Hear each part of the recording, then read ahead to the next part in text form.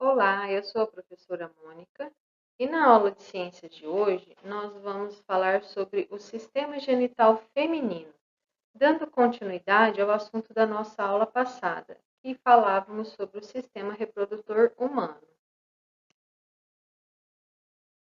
Os hormônios produzidos nos ovários são a progesterona e o estrógeno. Sobre a ação desses hormônios, as meninas desenvolvem as características sexuais secundárias e passam a ovular e menstruar. As primeiras características sexuais secundárias que aparecem nas meninas durante a puberdade são o aumento das mamas, a deposição de gordura, principalmente nas coxas e nádegas, o alargamento dos quadris e o aparecimento de pelos nas axilas e na região pubiana. Os órgãos envolvidos na reprodução formam o sistema genital, composto de órgãos externos e internos. A região externa é chamada de pudendo ou vulva. Aqui nós temos os órgãos sexuais externos e internos. Nós vamos falar sobre cada um deles. Vamos começar falando sobre os órgãos externos do sistema reprodutor feminino. Aqui nós temos na imagem os lábios maiores, o clítoris, lábios menores, o ósteo da abertura da vagina e o ímen. Aqui na imagem aparece também o ósteo externo da uretra, o períneo e o ânus, mas eles não fazem parte do sistema reprodutor feminino. No caso da uretra, faz parte do sistema urinário, que é o canal da urina. O períneo é uma musculatura que sustenta todos os órgãos abdominais e o ânus faz parte do sistema digestório. Vamos começar falando das funções de cada uma das partes do sistema genital externo. Os lábios maiores e menores, eles são dobras de pele com as funções de proteger a vagina contra a entrada de partículas estranhas ao sistema genital e de manter essa região úmida e lubrificada. O clítoris é protegido por uma dobra de pele ligada aos lábios menores. Essa estrutura possui uma grande quantidade de terminações nervosas relacionadas à estimulação sexual e à sensação de prazer. O ósteo da vagina é a abertura que leva aos órgãos sexuais internos. Essa abertura pode estar parcialmente bloqueada por uma fina membrana chamada ímen, mas que em geral permite a saída de sangue durante a menstruação. Agora nós vamos falar sobre os órgãos internos do sistema reprodutor feminino. Ele é formado pelo útero, 2 ovários, 2 tubas uterinas e o canal da vagina. Os ovários são estruturas em forma de amêndoas que apresentam como função a produção dos gametas femininos, os ovócitos secundários, e dos hormônios femininos, o estrógeno e a progesterona. Na região cortical do ovário localizam-se os folículos, os quais são o conjunto formado pelo ovócito e pelas células que o envolvem. As tubas uterinas são tubos musculares de cerca de 12 centímetros de comprimento. Uma das extremidades abre-se na cavidade peritoneal próximo ao ovário e a outra porção se abre no interior do útero. A parte que se abre próxima ao ovário possui espécies de prolongamentos denominados de fimbrias. É geralmente nas tubas uterinas que ocorre a fecundação. Contrações peristálticas e cílios presentes nesse órgão auxiliam no transporte do óvulo até o útero. Então, o movimento desses cílios ele vai empurrando, o óvulo em direção ao útero. O útero é um órgão em formato de pera que apresenta 3 partes principais: o corpo, o fundo e o colo uterino. Sua parede é formada por 3 camadas. A mais externa é a camada delgada serosa. A intermediária é o miométrio, formado por um músculo liso. E a mais interna é o endométrio. Essa última camada, ricamente vascularizada, é parcialmente eliminada na menstruação, e é nesse órgão que o bebê se desenvolve. A vagina é um órgão muscular e elástico, no qual o pênis é introduzido durante a cópula. Este órgão conecta o sistema ao exterior e ao local de saída da criança no parto normal. Agora nós vamos falar sobre a ovulação e a menstruação. As meninas da tribo Kamaiurá, quando menstruam pela primeira vez, são confinadas a uma oca para aprenderem sobre a sua cultura e até serem apresentadas pelo pai ao resto da tribo como uma mulher. É um rito de passagem da infância para a vida adulta. Em algumas culturas, a primeira menstruação é extremamente valorizada como um símbolo de fertilidade e maturidade. Afinal, a moça que menstrua já é capaz de engravidar. Esse período está ligado a rituais de passagem em muitas sociedades, pois representa a aquisição de responsabilidade e a chegada ao mundo adulto. Não tão claramente como para as mulheres, mas isso também ocorre em relação à primeira ejaculação do menino. Essas ideias estão relacionadas com a capacidade de reprodução, que é a fertilidade, adquirida com a chegada da puberdade. Em algumas sociedades, isso significa possibilidade de casamento e de ter filhos, e a continuidade da comunidade. Cada cultura encara esse amadurecimento de forma diferente, e ainda há muito que se aprender sobre a maneira como todos nós, filhos, pais e sociedade, lidamos com a chegada da puberdade e da adolescência. Vamos entender agora como ocorre a ovulação e o ciclo menstrual.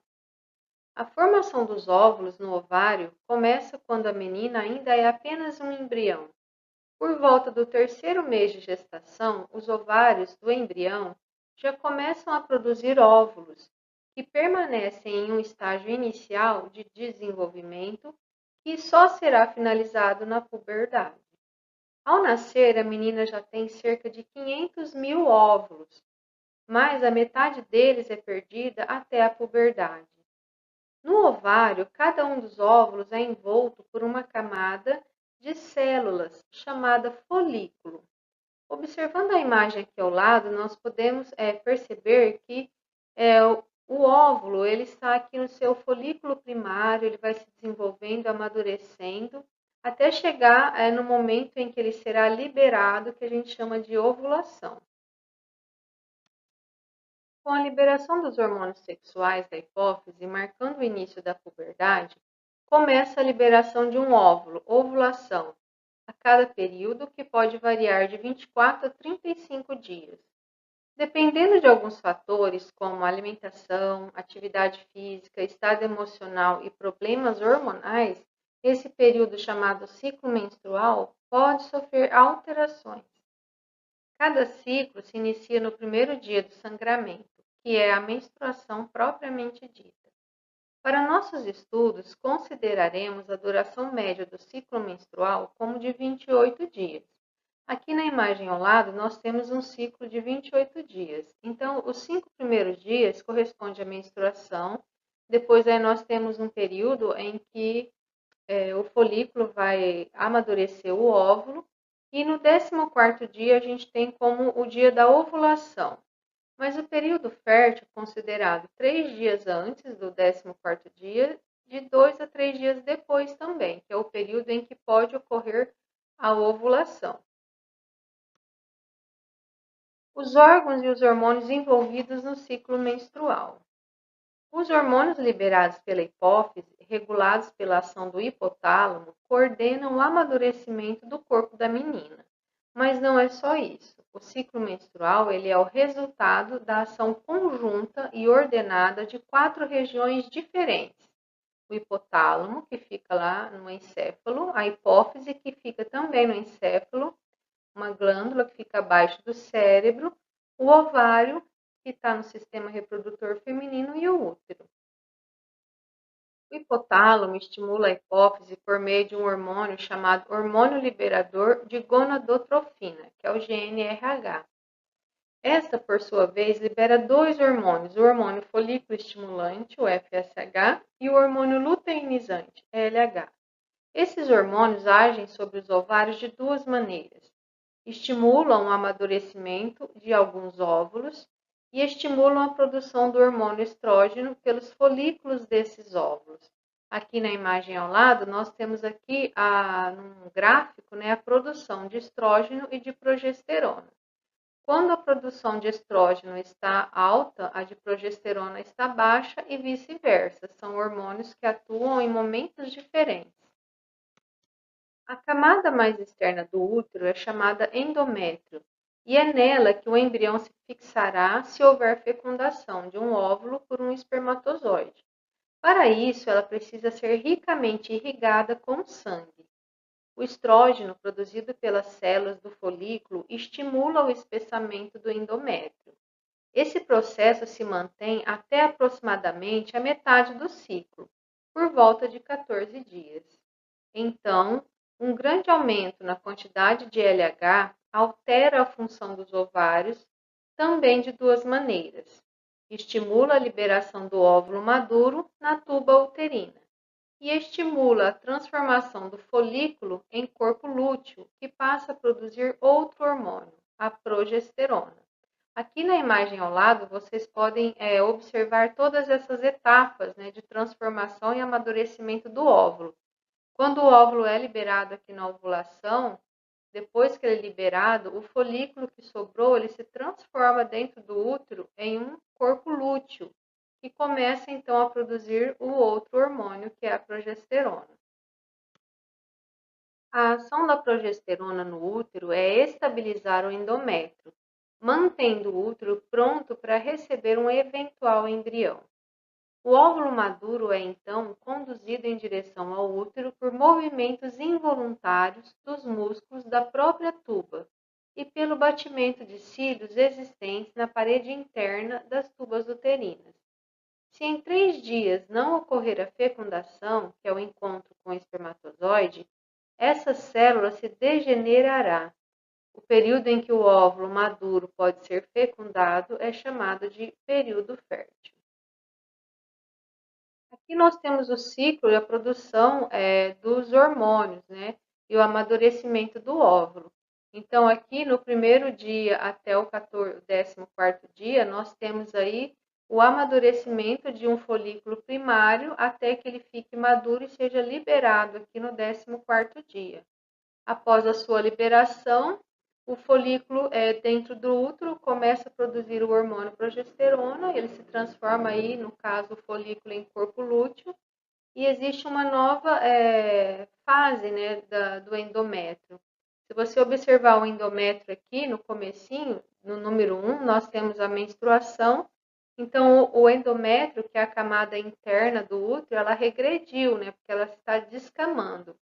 E aí, com o aumento da produção de estrógeno pelo folículo e amadurecimento do óvulo, essa camada interna de sangue, ela vai ficando mais espessa, vai se enriquecendo, até chegar aqui, depois do 14º dia, que ela fica equilibrada, porque a progesterona fixa ela para que ela fique pronta, para receber o óvulo fecundado. Não ocorrendo a fecundação, esses hormônios cessam e essa camada do endométrio ela começa a regredir e a se descamar. Caso não haja fecundação, o corpo lúteo começa a regredir e para de produzir os seus hormônios. Com isso, o endométrio começa a se soltar, o que produz um sangramento e marca o fim de um ciclo e o início de um novo ciclo. Esse sangramento é chamado de menstruação. As primeiras menstruações costumam ter períodos bastante irregulares. Outros fatores, como a má alimentação, a falta de repouso adequado, ansiedade e estresse físico e mental, podem afetar a regularidade do ciclo menstrual, atrasando-o ou até mesmo interrompendo-o. É normal a menstruação causar cólicas, consequência das contrações do útero. Se leves, algumas medidas podem ser tomadas para aliviar o incômodo, como, por exemplo, a prática de alguns tipos de exercícios físicos específicos, a aplicação de bolsas de água quente sobre o local, e para cólicas mais fortes é preciso uma consulta ao ginecologista, que orientará sobre os medicamentos e outras providências. A primeira menstruação é um ótimo momento para visitar um ginecologista. Muitos deles são especialistas em adolescentes. Pode não ser muito fácil falar sobre as mudanças que estão ocorrendo no corpo, mas visitas periódicas ao ginecologista são fundamentais para garantir a saúde do sistema genital. Um outro fator que ocorre no ciclo menstrual é a menopausa. Então, os ciclos menstruais eles são interrompidos por volta dos 50 anos de idade. Essa interrupção é chamada menopausa e marca o fim da idade fértil da mulher, em que não são mais liberados óvulos pelo ovário. Muitas mudanças hormonais ocorrem e a mulher deve procurar ajuda médica para receber orientações. Aqui são alguns dos sintomas, que ocorrem durante o período da menopausa. É o calor, um aumento de um calor que a gente chama de fogaço, e de repente ele vem e vai embora. Irritabilidade, aumento de peso, osteoporose, que é aquela fragilidade nos ossos, que não absorve tão bem o cálcio. Lapsos de memória, secura vaginal, insônia, fadiga, diminuição da libido, dor de cabeça, depressão e ansiedade. Então, esses são alguns sintomas. E a nossa aula sobre o sistema reprodutor feminino, ela vai ficando por aqui. Hoje nós falamos dos órgãos e suas funções, do ciclo menstrual e da ovulação. Na nossa próxima aula, vamos falar da fecundação e também de outros assuntos relacionados ao sistema reprodutor. Bons estudos e nos vemos na nossa próxima aula.